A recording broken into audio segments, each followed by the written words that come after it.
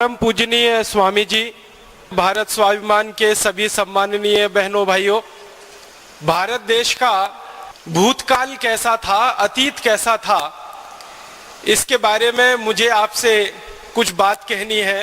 पूज्य स्वामी जी का उसके लिए निर्देश है। मैं उसके लिए आपके सामने कुछ प्रमाण प्रस्तुत करूंगा।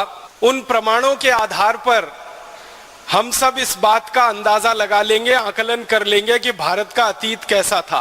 भारत का एक अतीत तो है जो बहुत पुराना है, वेदों के समय का है, वेदकालीन है, और वो 10वीं शताब्दी तक चलता है। वेदों के समय से लेकर 10वीं शताब्दी तक का। परम पूजनीय स्वामी जी ने उसके बारे में आपसे जरूर बात की होगी। मैं आपको भारत के उस अतीत के बारे में बात करूंगा जो अभी हाल में हमारे सामने रहा। 150-200 साल पहले तक, 18वीं शताब्दी तक, 17वीं शताब्दी तक, 16वीं शताब्दी तक, 15वीं शताब्दी तक, माने आज से लगभग 100-150 साल पहले से शुरू करके और पिछले 1000 साल का जो भारत का इतिहास है कैसा है वो, उसके बारे में थोड़ी सी बात करूंगा। और एक जानकारी आपको स्पष्टता के लिए देना चाहता हूं, वो ये कि भारत के इतिहास पर, भारत के अतीत पर दुनिया भर के 200 से ज्यादा विद्वान इतिहास विशेषज्ञों ने बहुत ज्यादा शोध किया है, बहुत शोध किया है। और दुनिया भर के ये 200 से ज्यादा विद्वान शोधकर्ता, इतिहास के विशेषज्ञ भारत के बारे में क्या कहते रहे हैं, इनमें से कुछ विशेषज्ञों की बात आपके सामने रखूंगा। सभी विशेषज्ञों का रखना बड़ा मुश्किल है क्योंकि 200 विशेषज्ञों का काफी समय जाएगा, लेकिन उसमें से जो प्रमुख हैं, मुख्य हैं, ऐसे 8-10 विशेषज्ञों की बात आपके सामने रखूंगा। और ये सारे विशेषज्ञ भारत से बाहर के हैं। कुछ अंग्रेज हैं, कुछ स्कॉटिश हैं, कुछ अमेरिकन हैं, कुछ फ्रेंच हैं, कुछ जर्मन हैं। ऐसे दुनिया के अलग अलग देशों के विशेषज्ञों ने भारत के बारे में जो कुछ कहा है, लिखा है और उसके जो प्रमाण दिए हैं, उन पर बात मुझे कहनी है। सबसे पहले एक अंग्रेज की जानकारी मैं आपको दूं। उसका नाम है थॉमस बेव मैकॉले, टीबी मैकॉले जिसको हम कहते हैं। ये भारत में आया, करीब 17 वर्ष इस देश में रहा। सबसे ज्यादा जो अंग्रेज अधिकारी इस भारत में रहे उनमें से उसकी गिनती होती है मैकॉले की।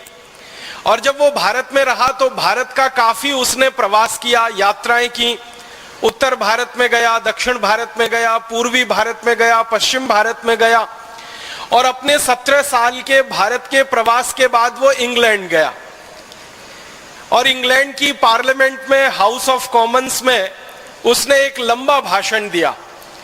उस भाषण का थोड़ा सा अंश परम पूजनीय स्वामी जी द्वारा लिखित जो पुस्तक है शंखनाद, उसमें आप पढ़ सकते हैं।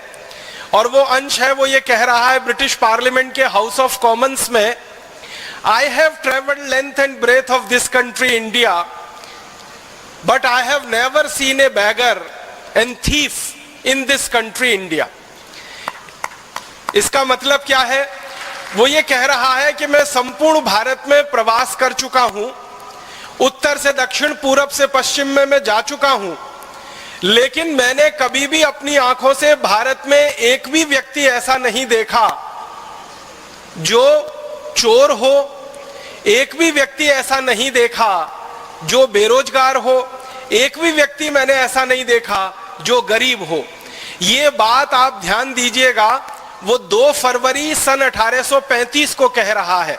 माने आज से अगर हम ये जोड़ेंगे तो लगभग 160-170 साल पहले वो ये बोल रहा है कि एक भी व्यक्ति भारत में गरीब नहीं है, बेरोजगार नहीं है, चोर नहीं है। वो ये कह रहा है। इसका माने भारत में गरीबी नहीं थी, बेरोजगारी नहीं थी, और चोरी कोई क्यों करेगा जब कोई गरीब नहीं है, बेरोजगार नहीं है। फिर आगे के वाक्य में वो और बड़ी बात कह रहा है।